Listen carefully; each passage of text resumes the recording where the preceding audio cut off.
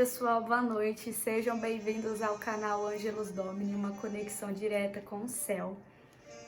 Eu queria falar um pouquinho com vocês a respeito de fé. E quem melhor para não ser exemplo de fé para nós do que os discípulos de Jesus, não é? Domingo é dia de São Felipe e São Tiago Menor, que são dois discípulos de Jesus.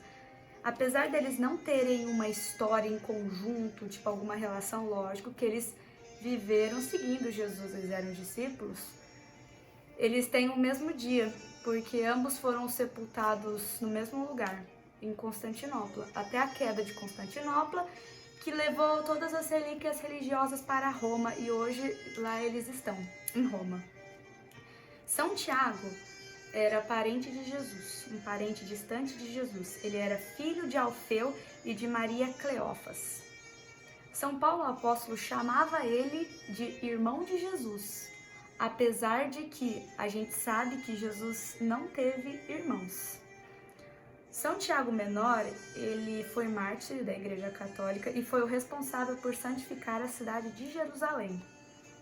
Falando um pouquinho de São Felipe, São Felipe foi o responsável por evangelizar a região que a gente conhece hoje como Turquia.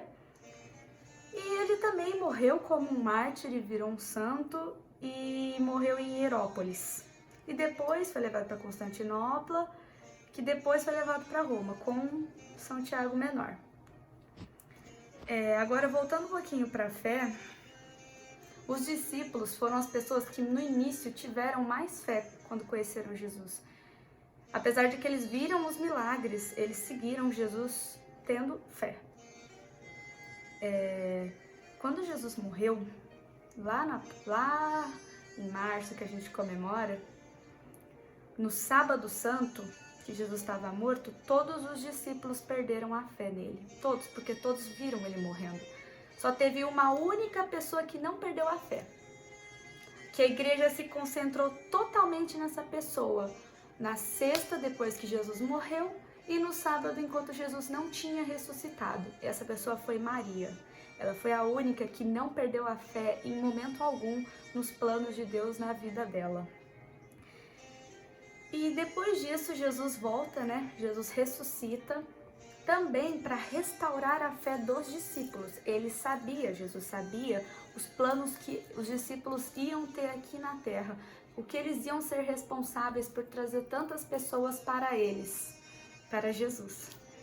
Então ele precisava voltar por várias razões, não só para cumprir a profecia de Deus, mas também para mostrar que os discípulos têm que ter fé. E eles tiveram fé depois que Jesus voltou. A própria Bíblia, em Hebreus, capítulo 11, versículo 1, fala que a fé é o fundamento da esperança, é uma certeza a respeito do que não se vê. A Bíblia define fé. Mas como que a gente exercita a fé? Não é fácil exercitar a fé no mundo em que a gente vive hoje. É muito mais fácil a gente acreditar nos nossos olhos.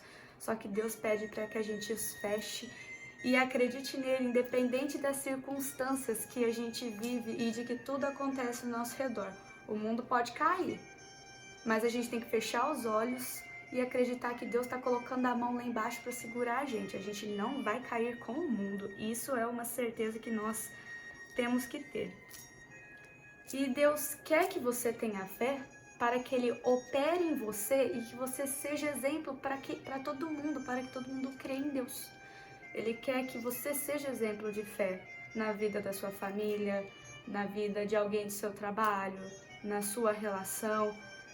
Ele te quer não como um mártir, porque Deus não nos quer sofrendo. Ele te quer como exemplo de fé. É bem diferente de mártir.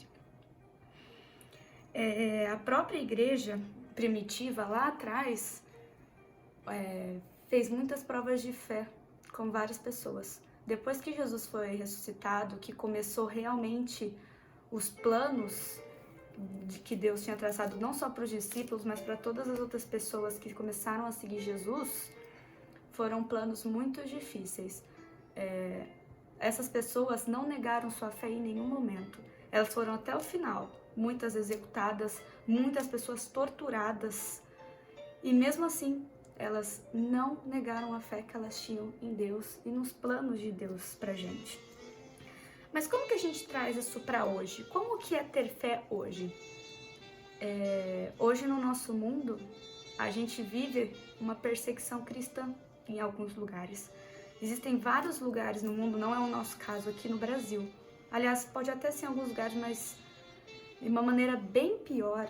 Existem lugares, países no mundo em que o cristianismo não é aceito.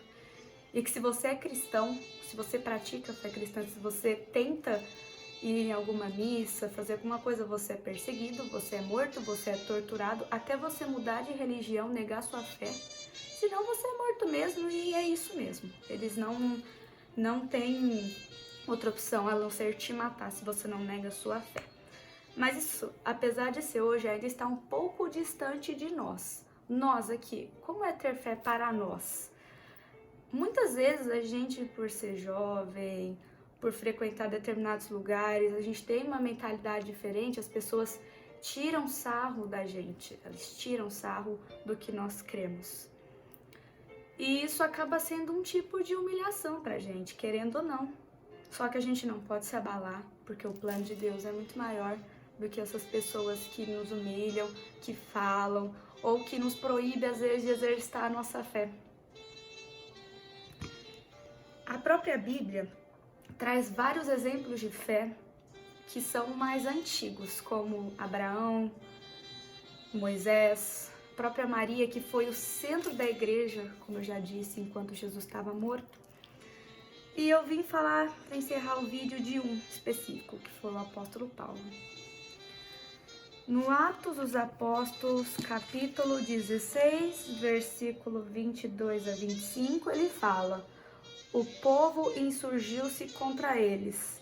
Os magistrados mandaram arrancar-lhes as vestes para açoitá-los com varas. Depois de lhes terem feito muitas chagas, meteram-nos na prisão, mandando o carcereiro que o guardasse com segurança. Este, conforme ordem recebida, meteu-nos na prisão inferior e prendeu-lhes o pé ao cepo. Pela noite, Paulo e Silas rezavam e cantavam um hino de Deus, e os prisioneiros os escutavam. Eu não vou continuar lendo porque seria o desfecho, eu queria falar sobre o desfecho dessa história. Quando Paulo e seu companheiro Silas foram presos, eles foram torturados até que eles negassem a fé que eles tinham. E eles não negaram, eles foram até o fim: não vou negar minha fé, Deus é maior que eu, Deus é maior que tudo isso. E enquanto eles estavam presos na prisão, eles estavam exclamando canções de louvores a Deus presos. Não tem exemplo de fé maior que esse. Aliás, tem vários na Bíblia, mas esse exemplo de fé é muito grande.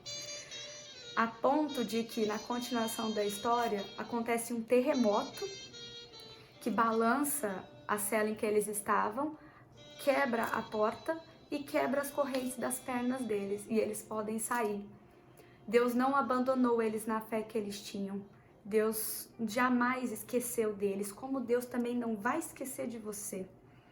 Você tem que ter fé, que sabendo que apesar de todas as coisas ruins que acontecem na sua vida, Deus não vai te abandonar. E eu queria fazer uma reflexão final. Você ultimamente anda confiando em Deus ou você anda se desesperando? Você tem certeza da sua vitória nele ou você se considera um derrotado? Você acha que você nasceu para a derrota? Nós temos que ter certeza que Deus é a nossa chave. Se Deus não está lá pra gente, não tem mais ninguém lá, então a gente sabe que Ele está. Ele não abandonou ninguém na história do universo. Ninguém. Nem Jó, quando estava sendo testado, ele abandonou. Ao contrário, deixou ir até o limite. Chegando no limite, ele falou: agora chega. Eu vou honrar aquele que teve fé em mim. E Deus vai honrar você também. Fique com Deus. Não desanimem na quarentena. E é isso.